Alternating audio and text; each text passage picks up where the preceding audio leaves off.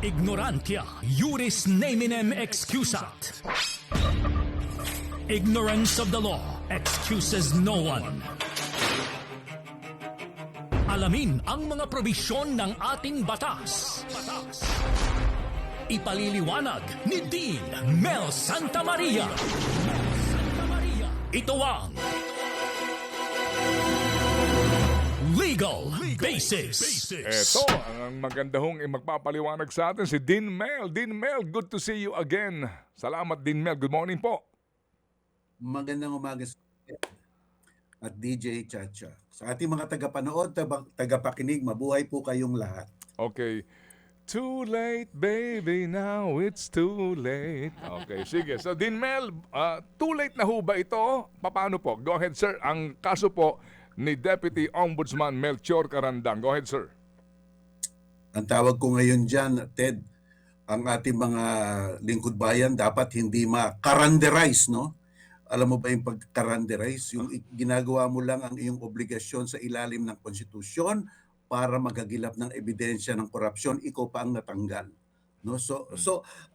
Kaya nakakapanghinayang ito sapagkat nung lumabas itong desisyon na ito ng Court of Appeals, kasi unang-una tinanggal siya ni Samuel Martires sa pagka-overall Deputy Ombudsman at inakyat ito sa Court of Appeals at ang Court of Appeals ay kumatig kay Carandang. Sinabi nila talagang bawal yan.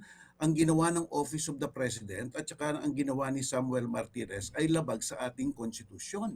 Sapagkat nakalagay sa ating konstitusyon, ang Office of the Ombudsman ay number 1, independent.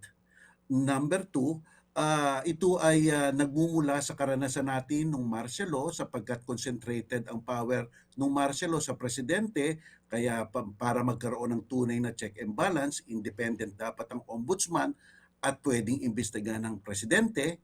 At ang pangatlo, sinabi ng Court of Appeals, wala namang ebidensya ng graft and corruption si Carandang. So umapila ang Malacanang sa Korte Suprema at ito rin ay natalo. Ngayon, lumabas yung desisyon ng Court of Appeals noong July 5, 2022. Ito ay 5 araw bago sumumpa. 5 araw pagkatapos sumumpa ni Marcos sa kanyang pagkapresidente at pareho rin 5 araw na natapos na ang termino ni Duterte. Nag-apila sila sa Korte Suprema. At kung makikita mo ngayon ang desisyon ng Korte Suprema, parang sinasabi ng Korte Suprema, itong kasong to, no-brainer ito. Napakadaling desisyon na nito. Sapagkat nung 2014, meron na palang desisyon ang Korte Suprema en banc doctrinal na ang Office of the Presidente ay walang kapangyarihan magtanggal ng ombudsman at deputy ombudsman. At ito, sabi ng Korte Suprema, ay napakalinaw bakit nilabag. At pangalawa, wala namang talagang ebidensya na may graft and corruption si Carandang. Pero lumabas ito nung July 5, 2022 sa Court of Appeals, I am sure yung Office of the President within 30 days naghain ng petition sa Korte Suprema. Ang sa akin lang, maganda nga ang desisyon ng Korte Suprema, pero sana nung natanggap ng Korte Suprema itong petisyon ng Office of the Solicitor General, dinismiss na outright, hindi na in-entertain. Dinismiss outright sapagkat talagang obvious na wala talagang kaso, no? Para sa akin, the decision was deprived of the constitutional impact it should have deserved. Kasi kung ito ay nilabas noong 2022, si Duterte na handito pa, si Marcos bago pa lang, isang buwan o 2 buwan pa lang, yung tindi ng desisyon na yan, mararamdaman ng taong bayan at makikita ng taong bayan na gumagalaw talaga ang konstitusyon. Ngayon, natanggap natin ngayon, okay, fine, bibigyan mo ng ng mga unpaid salary si Karandang at pero problema hindi mo na siya mare-reinstate kasi naabutan siya ng retirement. At isa pang sayang dito, Ted, no, nakakapanghinayang na ang mismong gobyerno ay pinigil ang isang dedicated, loyal, passionate, driven na lingkod bayan ng mag-imbestiga ng katiwalian. Di ba? Dapat iyon ang ating ini-encourage. So natanggal yung okasyon na yon, yung oportunidad na yon na imbestigahin ang mga tiwali. At baka madami pang karandang na ganyan, nasasayang ang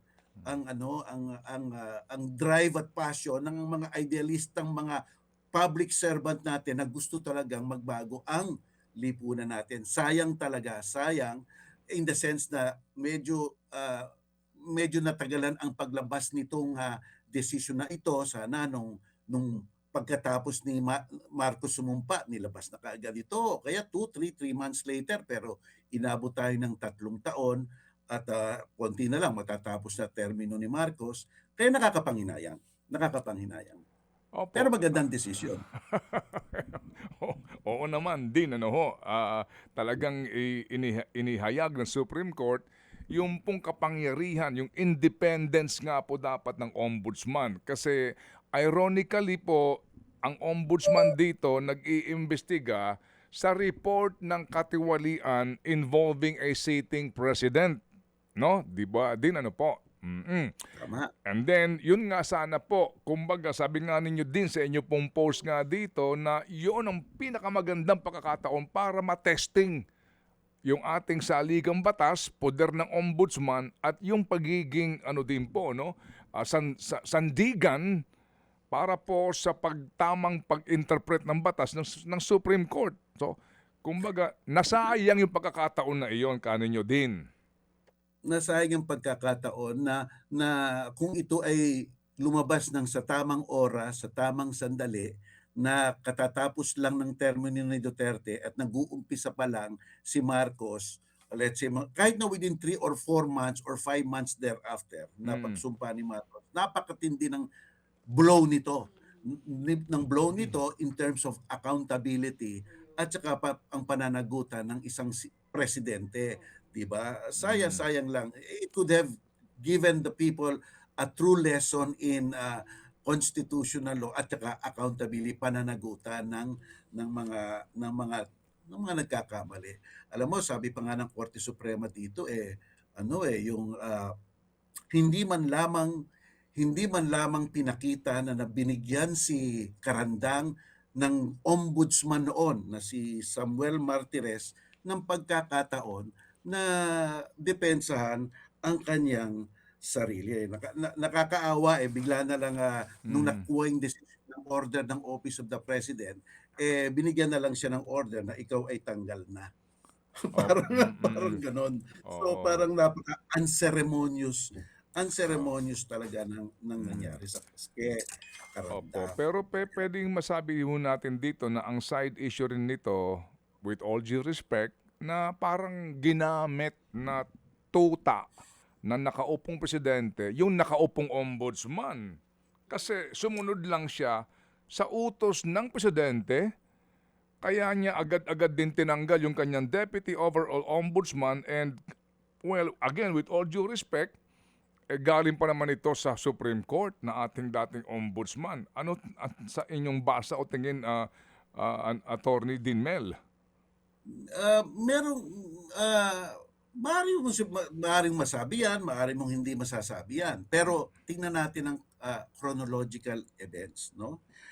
Nung September 27, nung in-interview nga itong si Karandang nila Henry Maga Diaz at ni Nicky Dizon, September 27 yun 2017. Forthwith, nung September 28, 2017, sinabi ng AMLAC, hindi sa amin ang gagali ang source ng news na yan.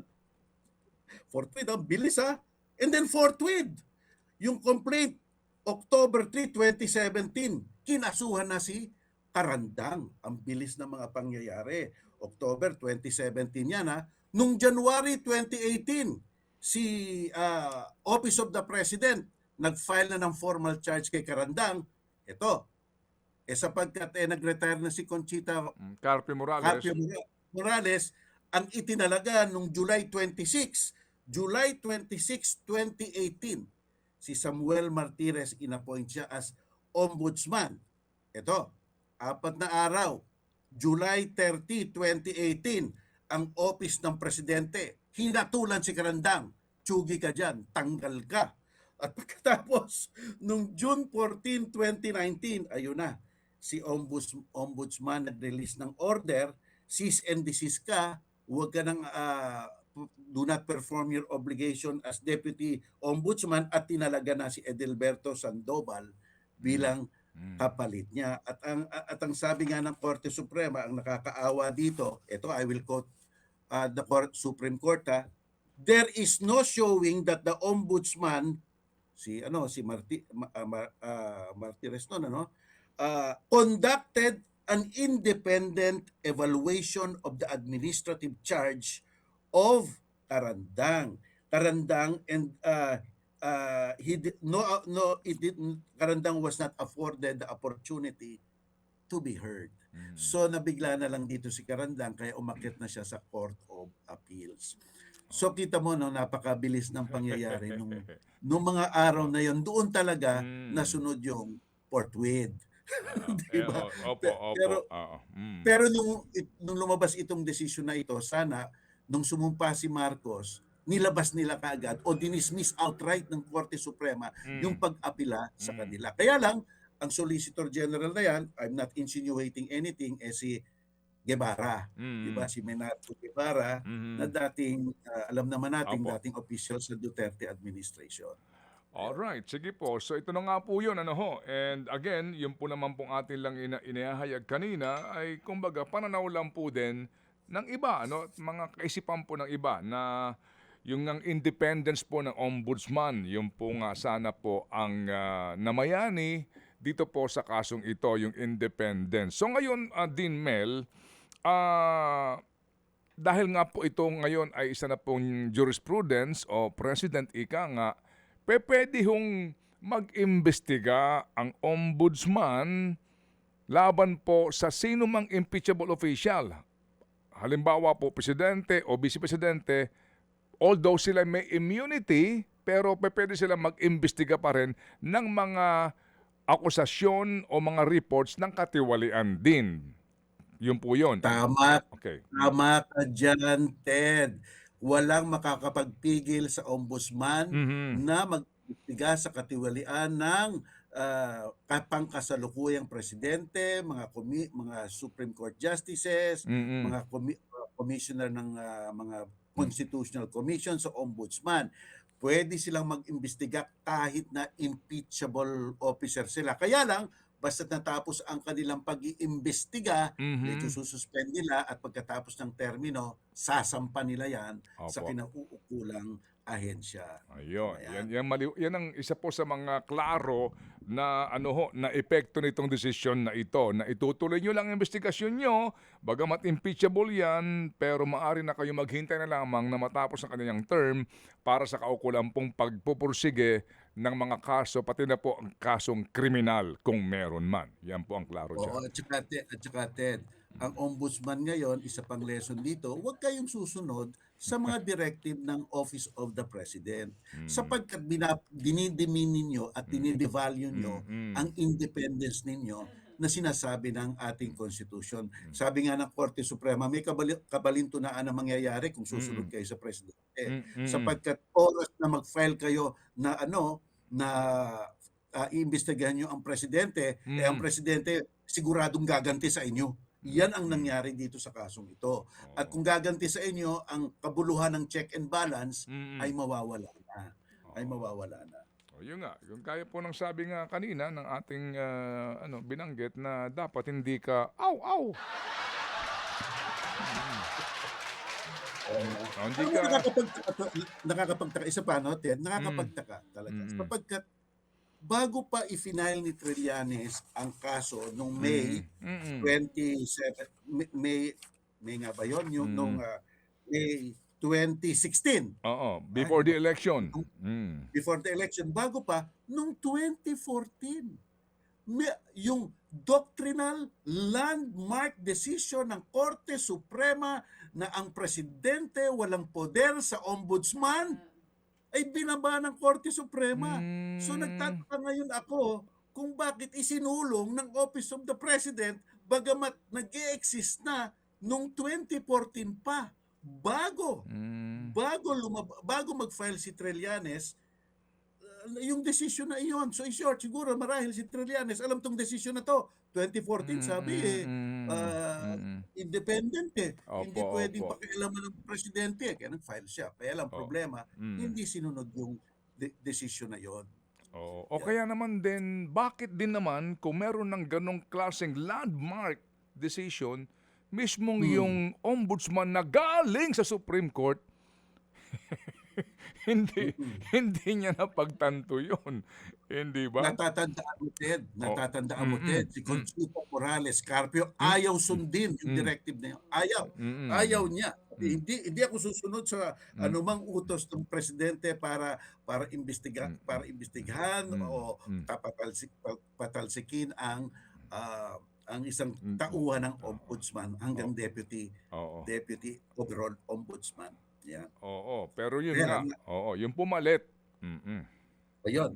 Ayun, may pumalit at makikita mo naman nung pumalit nung July 26, 2018, Mhm. 4 days later, nung July 30, 2018, nilabas na ng Office of the President yung pagtatanggal kay Karandang at inutusan na kung sino man ang nandoon sa loob ng ombudsman. Okay, sige po. O at sana nga din po itong mga pending ngayon sa Supreme Court, no, yung PhilHealth, ang program appropriations na itong gantong mga imbued with so much public interest, maging mas mabilis din ang desisyon nang sa ganon, ma-implement na kaagad sa usapin po ng pagbubuo ng ating pambansang budget din, Mel.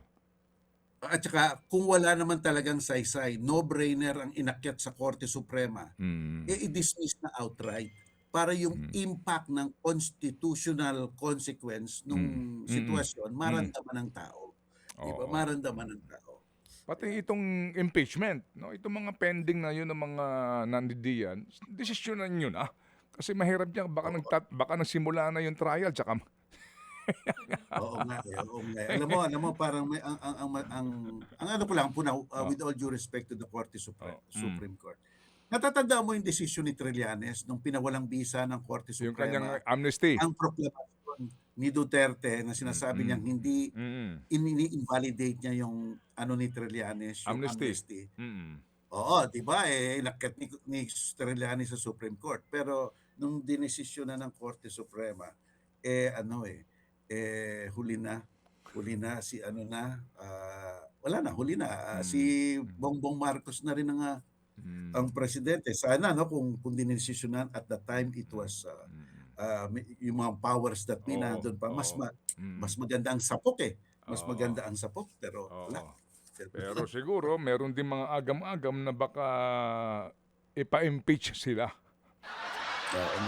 Nung nakaupo. Itong mga kilos na to, with all due respect to the Supreme Court, itong mga huling paglalabas ng mga desisyon na dapat ilabas ng dali-dalian ay nakakapagbaba sa tingin ng tao na sila ay isang institution to check the executive, di ba? So sana natututo tayo ng leksyon at hindi nila maiiwasan na magkaroon ng persepsyon ang mga tao.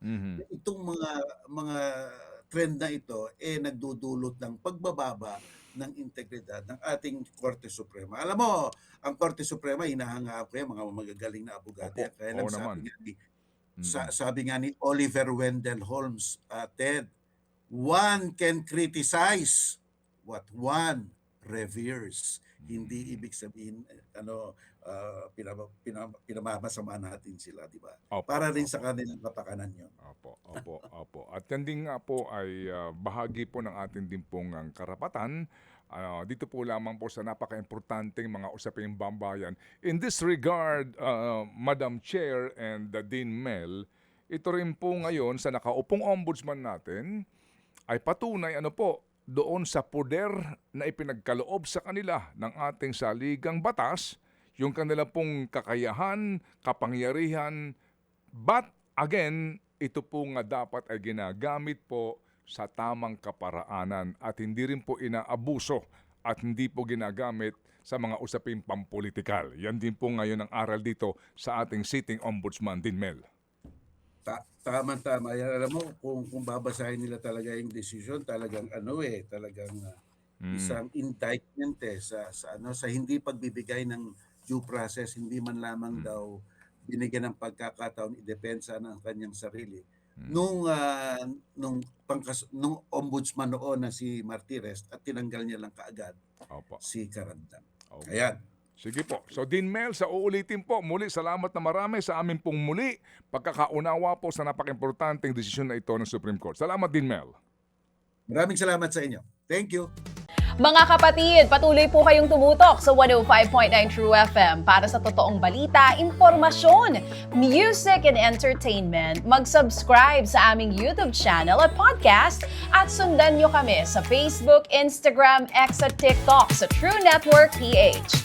Bisitahin din po ang aming official website, truefm.ph.